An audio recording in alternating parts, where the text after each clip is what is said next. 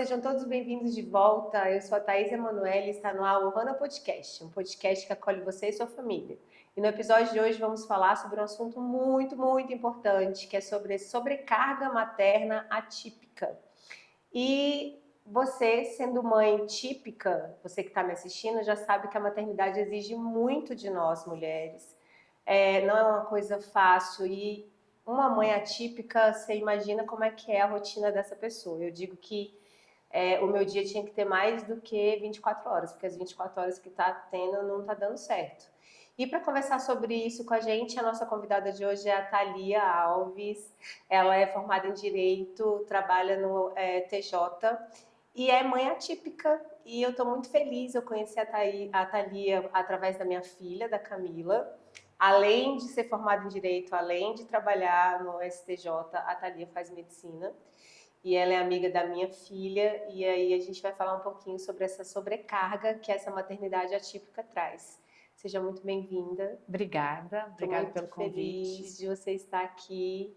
E eu queria que você começasse falando como é que você está se sentindo hoje e como é que foi o seu processo, um pouquinho da sua história, como é que você se tornou aí, como é que foi para você ser essa mãe atípica. Então, eu já tinha um filho mais velho e logo depois engravidei do meu segundo filho. O mais velho tinha 5 meses quando eu engravidei. Nossa! Então não foi planejado, né? Apesar de ser muito querido, não foi planejado. E quando eu estava com 5 meses de gravidez, nós descobrimos que o nenenzinho tinha algum problema. E os médicos sempre falavam, mas tem um problema. O que é? Olha, nós não sabemos ainda, ele tem nanismo, mas ele pode ter nanismo e ter Down ou ter só nanismo. Mas o grande lance naquela época foi que a maioria dos médicos falaram que ele não ia sobreviver no parto. Então, dos 5 meses até ele nascer, a maior expectativa é que ele não fosse sobreviver. Então, foi muito difícil a gravidez, porque a gente como mãe, logo que a gente se vê grávida, a gente já tem um monte de expectativas daquele ser humano, né? Quem que ele vai ser? Como é que é o rostinho? Né? A gente já fica imaginando várias coisas incríveis. Vai ser um grande jogador de futebol, um grande cientista, vai ser maravilhoso, imagina os passeios que a gente vai fazer. E a partir do momento que você tem uma sentença de morte, do tipo, olha, ele não vai sobreviver, é muito pesado. Então, dos 5 meses até o dia que eu pari, a minha expectativa era que a vida que ele teria comigo seria aquela vida ali dentro da barriga. Aquilo era a minha experiência com ele, aquilo era a minha maternidade com ele. Então foi muito doloroso pensar que no momento em que ele saísse eu teria que dar a Deus. Mas por alguma coisa muito maior que eu, assim, até o meu ginecologista na época, o Dr. Alberto, falava assim, meu bem, mãe é uma força que a gente desconhece, eu posso te falar tudo de científico, mas só quem sabe o que vai acontecer é você e o que você sente. Eu falava, Dr. Alberto, eu acho que ele vai ficar comigo. Eu falei, então se agarra nisso aí. E realmente, ele nasceu, foi para a UTI uns dias, e aí ele sobreviveu e está lá hoje com 10 anos, e é um moleque incrível. Que legal! E aí, com os desafios pós-susto, vieram os desafios da atipicidade da maternidade, porque como a gente até estava conversando, né, a maternidade, ela em si já traz desafios. Sim. A maternidade, como ela é vista hoje, como nos é imposta hoje, da gente estar bonita, malhada, bem-sucedida, sempre disposta, né, já é um peso. Já é um peso essa maternidade, né? Quando você tem uma criança atípica que, além do que já é exigido, exige que a gente tenha um cuidado maior no sentido de terapias, no sentido de que nossa família, o nosso chefe, nosso ambiente de trabalho entendam que aquela criança demanda um pouco mais, no sentido da inclusão, de que é uma criança que vai necessitar que a sociedade a inclua. Inclusão não é só ela estar dentro da sala de aula. Não. Isso não é inclusão. É ser incluída em todos os lugares, né? E ela ter participação ativa e ser um indivíduo em todos os lugares. Sim. É poder ser o representante da turma. Sim. É poder ter um lugar ao sol na hora de estar brincando com as crianças e Uhum. também fazer parte. Então, a inclusão não é só você colocar a criança lá dentro. Ou É. ela poder estar numa sala de Uhum. aula, ela poder fazer uma aulinha de futebol. Ela efetivamente ter um papel ali. Tem uma participação efetiva, né? Como todas as outras crianças. Exatamente. E ser alguém ali. Não é ser o coitado. Ah, tadinho. Não. E o que a gente vê de capacitismo, né? De dizer que não vai ser capaz, de dizer que... Eu escuto muito assim, já teve pessoas que me pararam e falaram assim, nossa, eu tenho pena de você. E eu tenho vontade de matar a pessoa, porque eu falo assim, por quê? Não, é difícil, Uhum. né? O diagnóstico do Matheus, quando veio, foi bem pesado também. O Matheus foi diagnosticado, ele tinha 3 anos e 7 meses. Mas não sei se você entende muito bem de autismo, mas nível 3 de suporte seria que ele teria uma dependência minha total para o resto da vida. Ele não, a princípio ele não iria falar, ele seria não verbal. E aquilo me destruiu, porque igual você falou, a gente cria expectativa de como que vai ser, como é que vai ser, né? Eu tinha uma menina mais velha e aí um menininho fez um casal, então a gente tinha toda uma expectativa que foi por água abaixo. Uhum. E aí as pessoas falaram, primeiro de falar assim, ele não parece que é autista, como se tivesse rosto ou que as pessoas tivessem que ter uma cara para ter algum tipo de transtorno ou enfim. E segundo de, coitada de vocês. Não, gente, meu filho é maravilhoso, ele é incrível, ele é um ser humano que ele só emana amor, ele não tem maldade, ele não tem preconceito, ele aceita você do jeito que você é. Então ele olha para as pessoas como pessoas.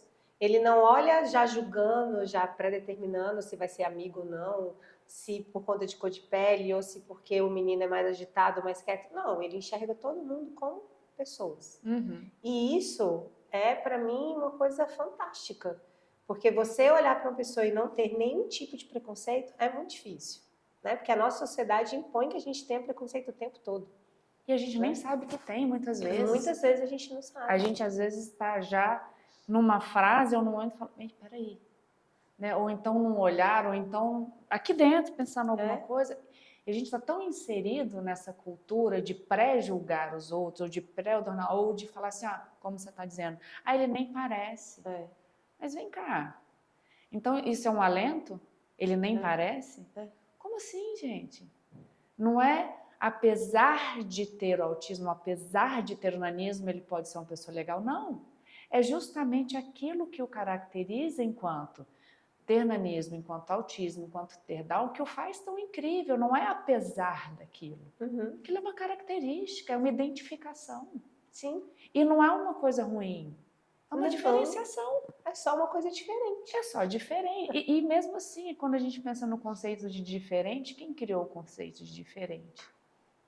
Né? Eu sou diferente de você. Sim, somos todos diferentes, todos temos manias, todos temos alguma característica que nos fazem únicos, né? Não é? Todos somos. Todos e aí, somos. Quem que criou o desenvolvimento normal? Não gosto nem de falar a palavra normal, porque na minha cabeça não existe negócio de normal. Não é normal, não é normal. Não é? Você é uma pessoa que você tem as suas questões, você vai ter as suas manias, você vai ter a sua inteligência específica numa área ou na outra. Enfim, todos nós somos bons em algumas coisas e não tão bons em outras coisas e tá tudo bem. Não é isso? Eu acho que o que nos identifica é sermos seres humanos. Sim. Ponto. Né? Assim, respeito porque é isso, respeito porque é aquilo, não. O respeito porque é um ser humano com características dele. Sim. Daquele jeito, é alto, é baixo, é gordo, é magro, é preto, é branco, é rico, é pobre, é isso, é... Ele é um ser humano e ele deve ser respeitado enquanto ser humano. E com características que o diferenciam de outros seres humanos, não é porque ele é melhor ou ele é pior. Ele é um ser humano com todos os direitos e deveres, mas que tem características que o diferenciam dos outros enquanto um indivíduo. Sim, ponto. Às vezes eu vejo que as pessoas às vezes confundem muito assim, mas somos todos iguais, mas tem os que são diferentes. Não, gente, somos todos seres humanos com os mesmos direitos e deveres. Sim. Nós que somos mulheres, eu até brinco, eu falo, quer saber o maior preconceito do mundo é homem e mulher. Sim. A gente já vive isso há muito tempo. Sim. Então, somos todos dignos dos mesmos direitos, dos mesmos deveres, mas como mulher, a gente tem características femininas. femininos e os homens Sim. têm características, acabou. Não é melhor ou pior. É diferente, gente. Só. E é só isso, e tinha que ser só isso, né? Só. Porque a inteligência tá aí, enfim, todos somos seres humanos, como você falou, todos somos inteligentes e a gente vive numa sociedade que, né, coloca a mulher numa situação muito difícil, né? Por isso que a gente tem essa sobrecarga, porque além de você ser mãe, você tem que cuidar das coisas da casa, você tem que cuidar dos assuntos da escola, você tem que dar o suporte, porque o filho, eu falo pro meu marido às vezes que eu precisava de férias da palavra mãe, porque é mãe, mãe, ô mãe, ô mãe. E assim, eu tenho uma filha adulta dentro de casa que ainda demanda muito de mim, né? Porque ela tá dentro de casa, então tudo, mãe, você viu isso? Mãe, você resolveu aquilo? Mãe, mãe, mãe. Às vezes eu falo, fala pai. Vai falar um pouquinho com seu pai? Conversa com ele só um pouco. Aí o pai fala, pede pra sua mãe. É, porque assim, a gente tá tão acostumado aí a mãe que resolve. E tem aquela história, né? Quando eu era adolescente, que eu ia na minha mãe, ela falava, fala com seu pai. Tinha isso mesmo. Eu falava, pai, não sei o que, não sei o que. Ele falava, se sua mãe deixar. É isso, né? Ela falava, então não adianta falar com o pai. Não é isso? É um bate-bola. Pô, o que eu faço? Não adianta falar com o pai, que seu pai fala, sua mãe que deixa, sua mãe que tem que resolver. Eu falo, então resolve logo, mãe. Então a gente fica com essa sobrecarga, porque além. Bom, igual você falou, a gente vive numa maternidade romantizada, né? Que a gente fala assim, é muito romantizada. O bebezinho lindo, nasceu, tá. Não, gente. É difícil pra caramba você ficar grávida, porque você, né, dependendo. Eu tive uma segunda gravidez bem difícil, porque eu enjoei a gravidez inteira. É difícil pra caramba quando o bebê não pega o bico do peito, porque machuca, às vezes sai sangue, e você tá esgotada, e o bebê chora, e você não sabe por que tá chorando.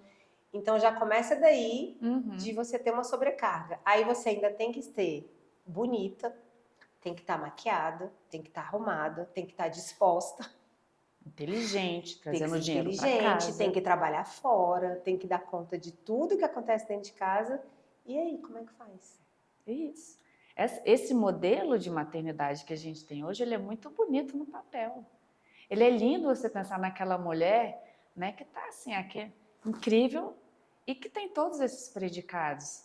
Só que a gente esquece de uma coisa muito importante, aquela mulher é um ser humano. Ela precisa comer, dormir, descansar, sorrir, chorar, tomar banho, né?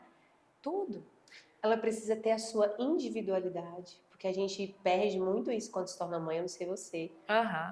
Mas eu tenho que me policiar todos os dias para fazer algo para mim que não seja pensado nos meus filhos, porque senão a gente cai no tudo é a criança, tudo são as crianças, tudo gira em torno das crianças ou do marido ou da casa.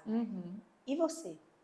Mas isso é exigido de nós, que a gente só pense nisso. Outro dia eu estava lendo um livro que chama A Mística Feminina, falando exatamente isso, que em um determinado momento, para as mulheres foi construído um papel de que o lar, os filhos, o marido e aquele trabalho era o total. Então, a mulher que não fosse feliz e completa com aquilo, então ela não seria uma mulher de verdade.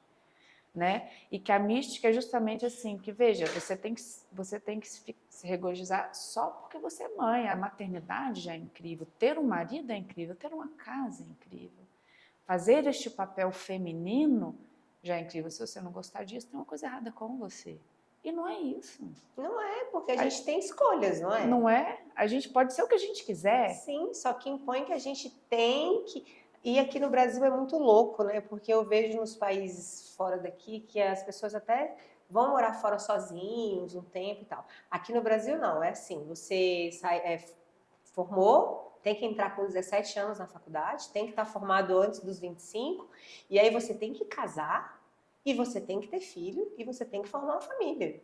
Gente, eu fico assim, meu Deus do céu, eu fui nesse caminho, eu me casei muito nova, enfim, mas foi muito difícil. Estou falando aqui, sinceramente, com o coração aberto para quem está nos ouvindo. Não é fácil você casar nova. É muito difícil porque você não se conhece, você não tem maturidade. Eu fui mãe muito nova também. Eu tive a Camila com 21 anos. Eu não sabia nem quem eu era direito, quanto mais aí se tem uma criança e você vira uma bagunça, um loop, uma bola, mas graças a Deus deu certo, gente, minha filha é ótima. Ela é mesmo, maravilhosa. Graças a Deus deu certo. Mas assim, mas é porque essa pressão que a sociedade coloca em cima da gente enquanto mulher. E aí, quando eu casei, eu fiquei naquela paranoia de eu que tenho que resolver tudo. Eu que tenho que dar conta de tudo. Então, eu tenho que dar conta da casa, eu tenho que dar conta da criança. Eu não quis parar de estudar, então eu continuei estudando. Então, eu fazia faculdade, eu trabalhava, eu tinha um bebê e eu vivia sobrecarregada. E essa sobrecarga me trouxe doença. Eu fiquei doente, eu tive 2 cânceres. Eu tive câncer de tireoide e câncer de mama. E eu vejo muito que, claro, o câncer são multifatores, né? Mas eu vejo muito que isso veio do meu estresse, da minha sobrecarga. Porque eu não tinha tempo para cuidar de mim. Eu cuidava o tempo todo, aquela história, né? Você cuida do outro. Mas quem cuida de você? Exatamente. E aí vem aquela questão, a maternidade já é isso. Ser mulher já tem um peso no sentido de que a gente tem que dar conta de tudo, né? Sim. Já que a gente quis trabalhar fora de casa e ser profissional, então agora dá conta. Não, tem que dar conta. Uma casa é feita de 2, o marido, você, todo mundo deve agir junto, né? Aí vem a maternidade, que também já é uma coisa culturalmente, muito mais aqui no Brasil, da mãe. A mãe cuida do filho mais velho, que é o marido, e da casa. Sim, concordo. Né? Então, você vai acumulando aquelas funções, aí você tem uma criança atípica. Que dentro desse contexto já sobrecarregado, você coloca uma coisa a mais, no sentido de que é um trabalho a mais. Sim. Porque, não sei se é com você assim, mas você está sempre preocupado assim, do bullying, da inclusão. Sim. De se meu filho vai ser bem tratado, se ele vai ter as oportunidades que ele merece, Sim. se as pessoas vão entender que ele é diferente, isso não ser um fator de desagregação, mas um fator, assim, pode até ter curiosidade, porque a curiosidade faz parte do ser humano, mas que não seja maldade. Então, traz outras questões que nós, mães atípicas, a gente, além disso tudo, a gente fica, mas espera aí, meu filho está lá na aula, mas às vezes ele liga e fala, mamãe, vem me buscar, eu já fico assim, o que aconteceu? Né? Porque uma coisa é o meu filho mais velho me ligar, mãe, machuquei, mãe, não sei o que, tal. Outra coisa é ele. Por quê? Porque eu sei que tem um fator diferencial ali. Eu sei que muitas vezes ele sofre bullying e ele não quer falar. Eu sei que ele acorda, da hora que ele acorda de manhã até a hora que ele dorme, as pessoas estão olhando para ele. Eu passo por isso todos os dias. Hoje a gente não liga mais porque a gente finge que não está vendo. A gente vai criando as nossas cascas de cebola. Isso. Mas você imagina assim, eu fico vendo, né, o Gael, que é o meu filho. Ele também tem altas habilidades, tem nanismo e também veio com altas habilidades. Então, ele tem 10 anos, ele está na 6ª série. Ele entende tudo absolutamente muito bem. Então, ele chega, na hora que ele bota o pé para fora de casa, todas as pessoas estão olhando para ele, apontando, tirando foto, rindo. Até a hora que ele volta para casa para dormir. Todas as pessoas estão... Você passar por isso todos os dias da sua vida... É muito cruel. É muito cruel. Tem gente que é só curioso, e eu converso muito com ele, eu falo, filho, curiosidade é normal. Se a pessoa está te olhando para curioso e tem a sensibilidade e a educação de te perguntar, responda. Eu tenho nanismo, meu nome é Gael, não sei o quê. Pronto, como já aconteceu várias vezes. Mas também acontece das pessoas serem, né, cruéis. De apontar, de rir, de fazer chacota, de todas aquelas coisas, né? Salva-vidas de aquário, não sei o quê. Isso dói. Que ele dê risada uma vez ou outra, até acontece, mas dói. No fundo, dói. Ou então não ser chamado para as brincadeiras porque não dá conta de correr, ou para o futebol porque não dá conta.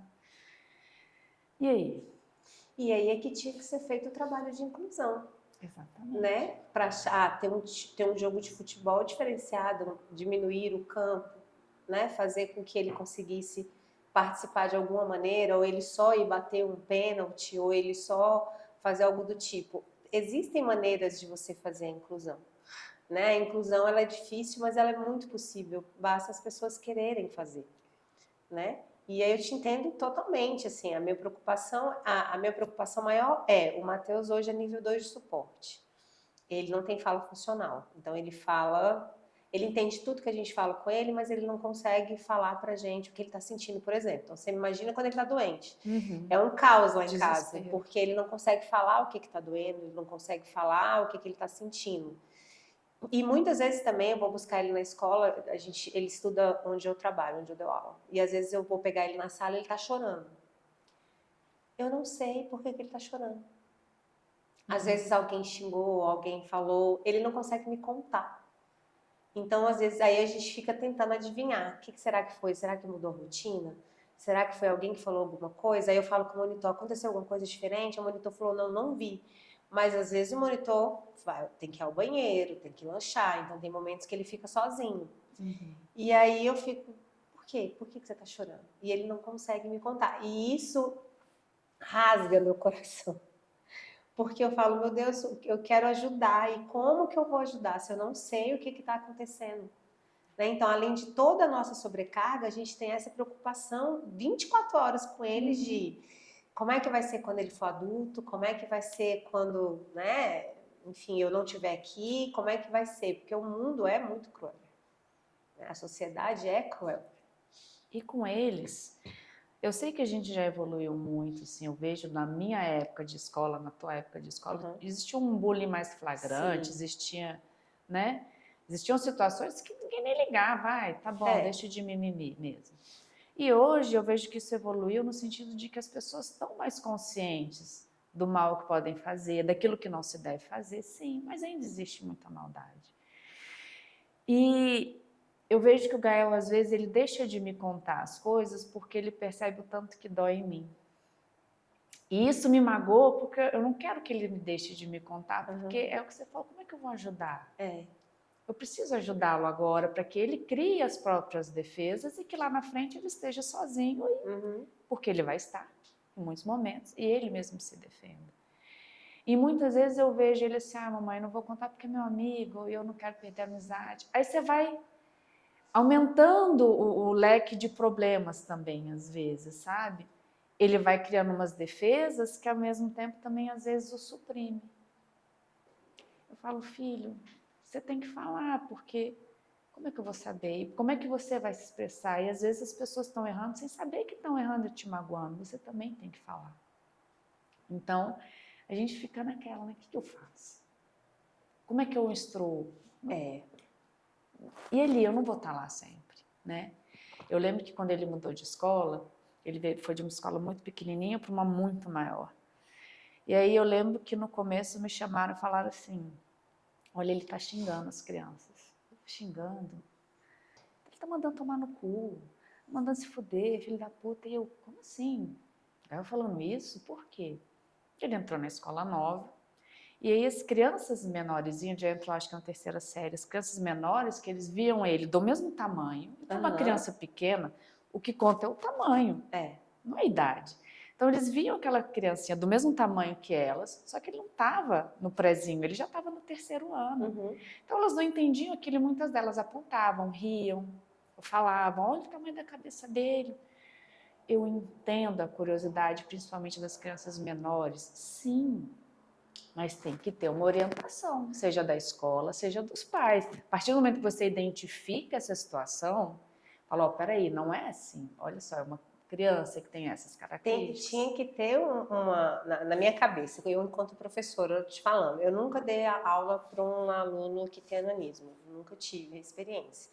Mas a experiência de ter alunos com autismo, por exemplo, eu já tive alguns. Então, assim, eu acho muito importante que se tenha uma palestra, principalmente para a turma dele, para que as pessoas tirem todas as suas curiosidades, porque aí você vai falar o que é, né? Numa palestra você consegue, de forma didática, mostrar o que é e dar oportunidade para eles perguntarem para aquilo ali cessar. Né? Então, assim, acabou a curiosidade, todo mundo já sabe o que tem, o que ele é, e agora vamos todo mundo respeitar e incluir.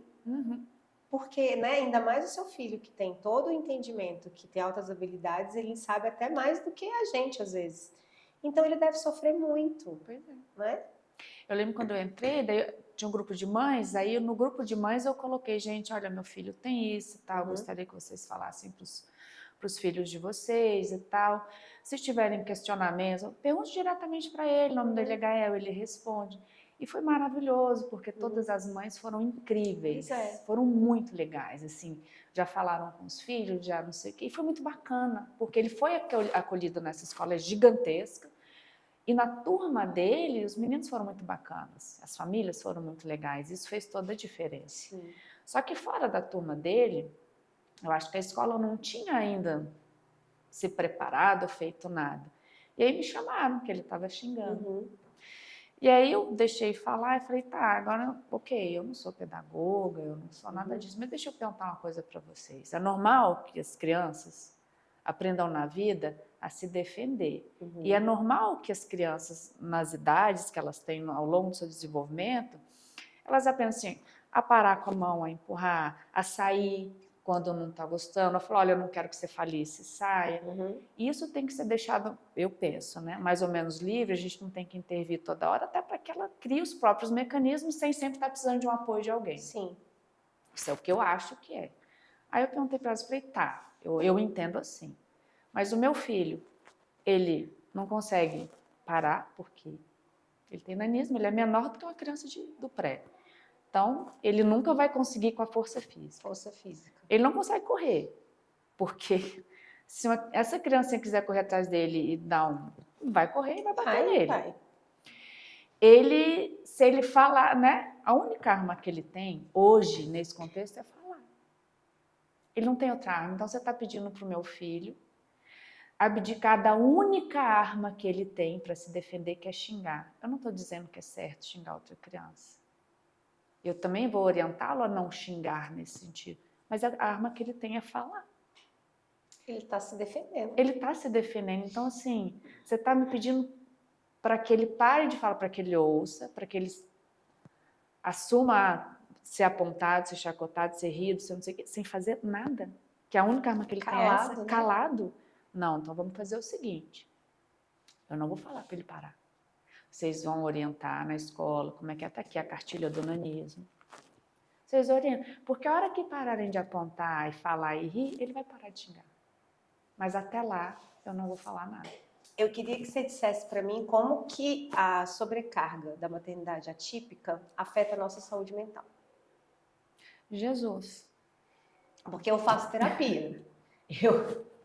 Eu consegui, falei para vocês, as mais de 24 horas, né? Então, assim, ó, para quem está me acompanhando, terapia online é vida, porque eu não tenho tempo de estar presente fisicamente. E o meu terapeuta, a minha terapia é quarta-feira, 9h20 da noite, que foi o horário que deu para eu encaixar. Amamos terapeutas. Amamos, meu terapeuta é ótimo, Guilherme. Um beijo para você. Mas eu faço terapia, porque assim, senão eu acho que eu não estaria enlouquecedor mesmo, assim. A gente precisa se tratar, precisa fazer terapia. Eu queria saber de você, como é que você se sente, como é que isso te afeta? Como a gente já vem falando aqui, são muitas coisas que a gente pensa mais do que a maternidade em si, que já é sobrecarga, né? Olha, eu nunca fui uma pessoa ansiosa, agitada, eu sempre fui muito racional, muito calma, muito centrada. Então, isso é uma coisa que me ajudou muito a me manter no equilíbrio. Peraí, a gente tem essa questão aqui, mas vamos resolvendo. O que eu vejo que, para mim, né, dificulta é justamente a quantidade de coisas a mais que a gente tem que resolver. Terapia, psicólogo, fonoaudiólogo. Então, eu acho que essa questão das atividades é a questão de ficar preocupado de como ele vai se determinar no mundo e como vão olhá-lo. Aí Sim. Isso traz um pouco de ansiedade. Eu sempre fui muito tranquila, até porque eu nunca vi isso como um problema, no sentido de o nanismo é um problema. Não. Eu vejo que, como eu te falei, as pessoas falam que apesar dele ser anão, não é apesar. Tem apesar. Ele tem nanismo e ele é incrível por isso. Então, vamos lá. Nunca vi isso como um problema. Mas o que eu percebi, por exemplo, quando eu me separei, comecei a fazer terapia de casal, né? Ele era pequenininho.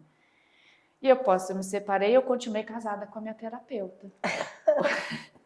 Porque eu amei muito ela, Sheila. E aí, isso muitas vezes me deu suporte não para o assunto específico do nanismo e da tipicidade da maternidade, mas me ajudou em outras coisas e aquilo ficou mais leve. Então, assim, mentalmente, a sobrecarga de coisas eu acho difícil, mas se a saúde mental, se a gente tiver apoio para as outras coisas, lidar com isso fica mais tranquilo.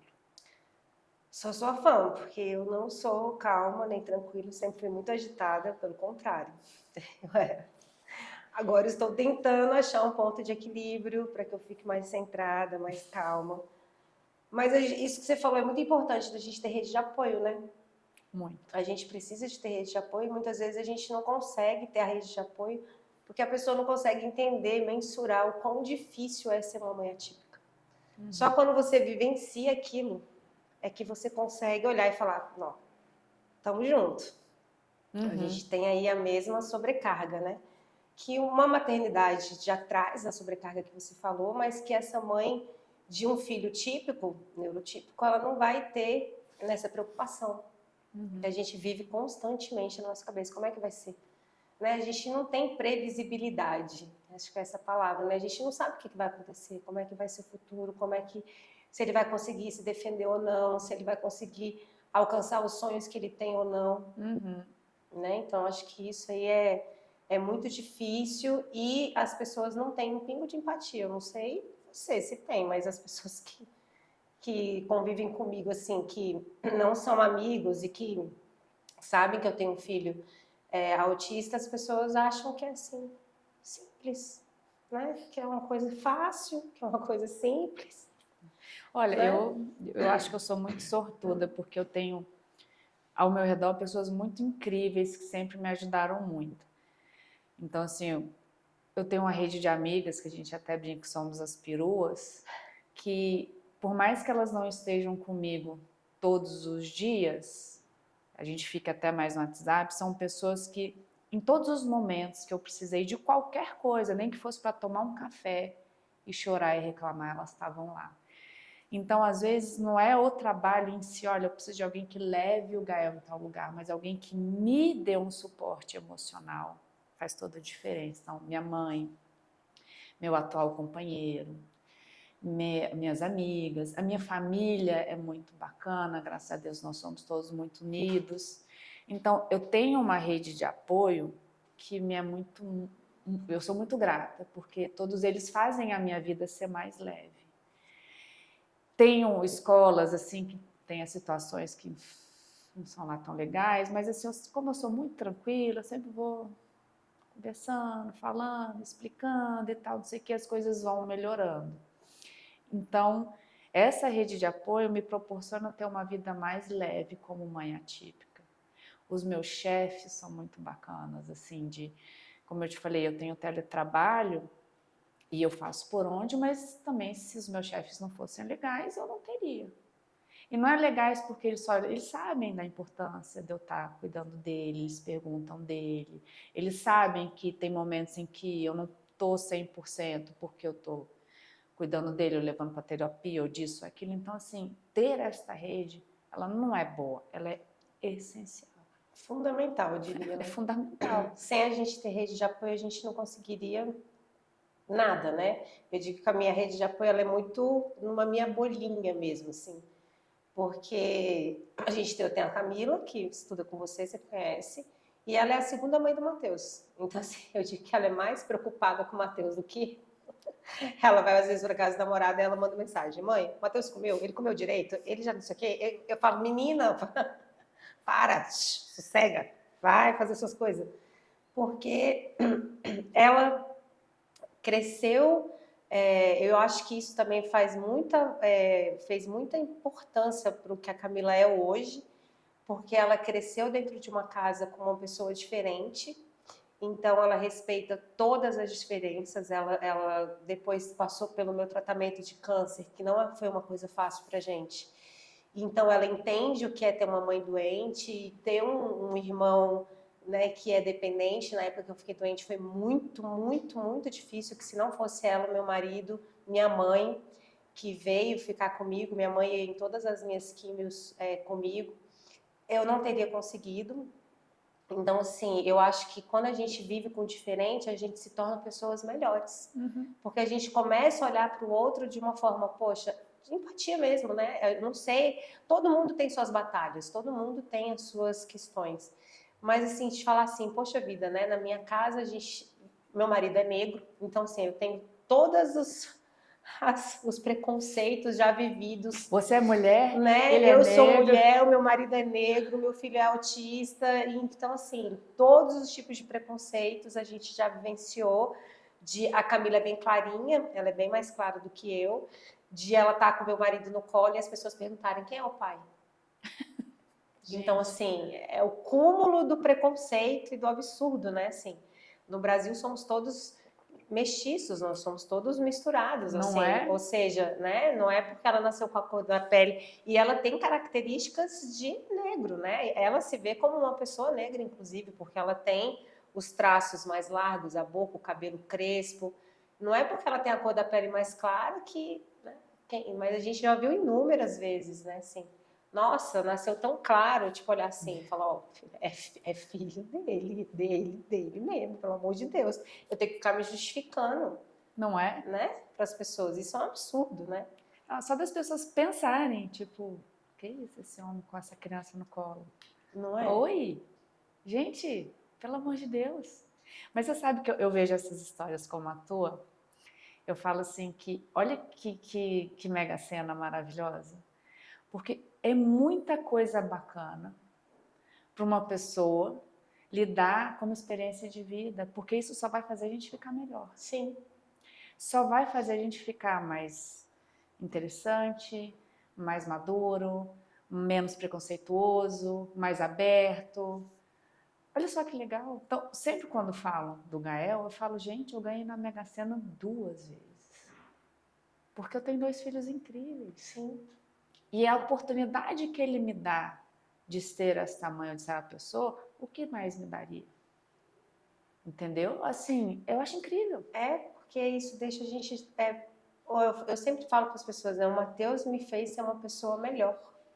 Ele me faz ser melhor todos os dias. Porque você começa a olhar as coisas de uma forma diferente, sem julgamento, sem preconceito, porque o preconceito está dentro de nós, de cada um, porque a sociedade faz isso com a gente, né? Nossa forma de ser criada, de culturalmente falando, faz com que a gente tenha certos preconceitos, né? E o Matheus, como ele não tem preconceito nenhum com nada, de nada, ele não julga ninguém. O Matheus é feliz. O Matheus vai ter a oportunidade de conhecer. A Daiane, que está filmando aqui para a gente hoje, trabalha com ele e ela pode falar para você o tanto que ele é feliz. Ele é uma criança feliz. Ele é feliz, ele é alegre, ele é divertido, ele é para cima. Então, ele me ajuda a acordar. Às vezes eu acordo meio, né, cansada, meio assim. Ele já vem com aquela agitação dele, beijo, mamãe, lindo, vamos. E aí eu falo, opa, já. O dia começou, né? Ai, vamos. Porque ele acorda ligado, 6 horas da manhã, ele já está no pique. E não dá a impressão pra gente, assim, de que, peraí, gente, vamos ver o que realmente importa na vida? O que é realmente que faz sentido? Porque se a gente fica preocupado com cada... Ai, gente, não tenho carro, não moro na casa, ou não sei o quê, ou não tem aquela roupa. Aí, de repente, você vê um negócio desse e fala, gente, como eu sou ridícula. Sabe, assim... Pelo amor de Deus, gente. Ai, não viajei para tal lugar. O que importa mesmo? Peraí. Vem aquela criança e te dá um choque de realidade de tanta coisa. Você fala, peraí, gente. O que importa é isso aqui, ó. São esses laços, é esse amor, essa construção. É a gente conseguir sair dessa vida melhor do que a gente entrou nela. Sim. É a gente ter aprendido alguma coisa nessa caminhada.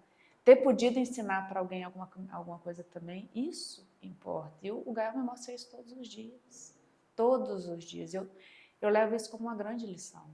E é interessante que quando eu estava grávida dele, e tinha aquela questão de que ele não sobreviveria ao parto, ou se sobrevivesse, não ficaria vivo muito tempo, eu sempre fui uma pessoa muito eclética, assim, de ter amigos de todos os tipos mais variados possíveis.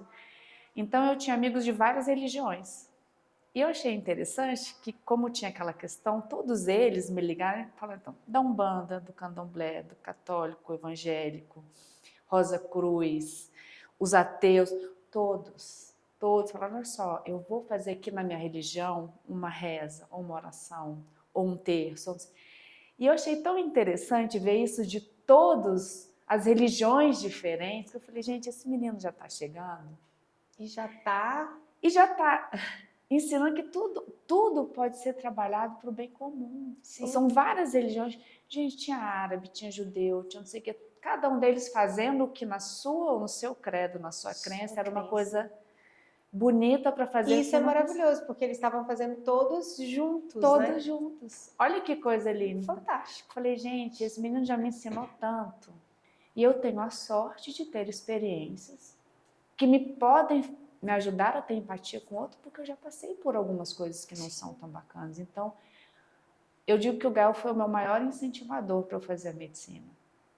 Que se eu já queria cuidar de gente, ele me deu essa certeza, falar, trazer esse olhar mais humano, mais maternal, mais caridoso, de tratar os outros e de ouvi-los, porque às vezes o tratamento é ouvir, é só ouvir. Sim. É fazer com que aquela pessoa se sinta importante e acolhida. Então, o meu maior incentivo na medicina foi ele. Ai, que bonito, que lindo, é emocionante. Que legal, você vai ser uma médica incrível, eu tenho certeza. Porque Amém. Quando a gente tem esse olhar humano mesmo, né, para o outro, a gente consegue enxergar a dor do outro e tentar de alguma maneira ajudar e amenizar aquilo ali, né, aquele acolhimento. Um beijo para minha oncologista, a doutora Janaína, que é perfeita, que no momento mais difícil que eu passei da quimioterapia, ela estava ali o tempo todo disponível, me acolhendo. Então isso faz toda a diferença no tratamento. Você ter um médico que é humano, que te acolha, que te escute, que está disponível ali para você, para qualquer coisa que você tiver, faz muita diferença, né? E igual você falou, já passei por vários profissionais que nem olham assim, tipo, o exame aqui, tá. Toma isso aqui, pronto, né? Tipo, não conversa, não quer entender do que você já passou, o que aconteceu, né? E outros profissionais que não. Então, assim, parabéns. Você é uma inspiração mesmo. Obrigada.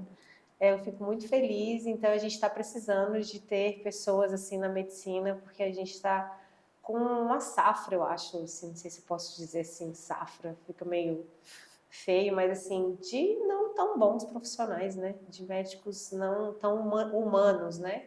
Que enxerguem mesmo a humanidade, assim, o humanismo na pessoa. É muito técnico, muito frio, né? Isso aqui, pronto. Não, né? Eu tenho médicos que eu levo o Matheus e falo, ele é autista e tal. Aí o médico já brinca, já faz uma coisa diferente, pergunta do que ele gosta e tal. E tem médico que, tipo, né? Não tem contato nenhum, tá precisando de tal coisa, tá, pronto, aqui. Tem uma frase que eu gosto muito, que eu até aprendi na faculdade com um professor muito querido, que ele fala assim, eu não lembro de quem que quem só sabe medicina, nem medicina sabe. Porque é justamente isso. O que é a medicina? É a arte da cura. O que é o curar? É só você dar um remédio, ou fazer um gesso, ou botar um osso no lugar? Porque a cura, ela está aqui. Ela está aqui e ela está no corpo. Se a gente não souber alinhar tudo com a nossa atuação enquanto profissionais de saúde, a gente não está sendo nem médico. Sim. Né? Isso aí, qualquer máquina faz melhor que a gente. E aí, então, a gente está chegando ao fim mesmo, mas eu queria que você deixasse uma mensagem para as mães que estão nos assistindo, que ou que receberam o diagnóstico recente, ou que tem um filho atípico. É uma mensagem de carinho, de acolhimento para essas mães. Olha, a mensagem que eu posso dizer é que ter um filho desse é uma dádiva muito grande. É uma grande bênção e é ganhar na Mega Sena, como eu já falei. Porque são crianças que nos ensinam muito e que nos dão a oportunidade de ser melhores. Sim. Tem momentos que não são fáceis, mas tudo vale a pena, né? Se a nossa alma não for pequena e se o amor estiver ali presente. Porque a gente vai entendendo que são seres muito especiais. Sim. São pessoas de muita luz que vêm pra gente. Então, essa força é o que nos dá força para continuar e tudo dá certo. No final, tudo dá certo. Então, um passo de cada vez. Hoje pode ser mais difícil, mas amanhã está menos. Então, não desespere. Vai dar certo. Vai dar certo. Muito, muito obrigada por ter topado. Adorei te conhecer. Realmente, a Camila falou que você era incrível, você é mesmo. Camila que é incrível, maravilhosa. Apaixonada nela. Me fez ter uma inspiração em você. Assim, eu acho que eu digo que tudo que eu faço assim de estudo e de pesquisa e de até o podcast mesmo é o Matheus, minha maior inspiração. Então, assim, ver que você está fazendo medicina e o Gael, essa inspiração é muito bonito de se ver. E, pessoal, não esquece de dar um joinha, segue a gente nas nossas redes sociais, @RonaPodcast, @UnicaKids. Quer deixar a sua rede social, Thalia? Seguir? Tenho. Não tem, gente? Eu acho ótimo isso. Tem que entrar nesse mundo de redes sociais, Mas gente. não dá tempo. Gente, vamos lá. A pessoa que é advogada, que trabalha no TJ, que está fazendo medicina, realmente não tem tempo para ter rede social. Não tem empregado, não tem carro. Não tem, gente. É isso aí. Não, mas tenho tudo. Como ela falou, ela tem o mais importante, né? Tem o mais importante, Que é o amor. Gente, parece clichê, mas não é. Não é. O amor é realmente a coisa mais importante, é o que mais importa. Então a gente se vê até breve. Beijos, tchau. Beijo.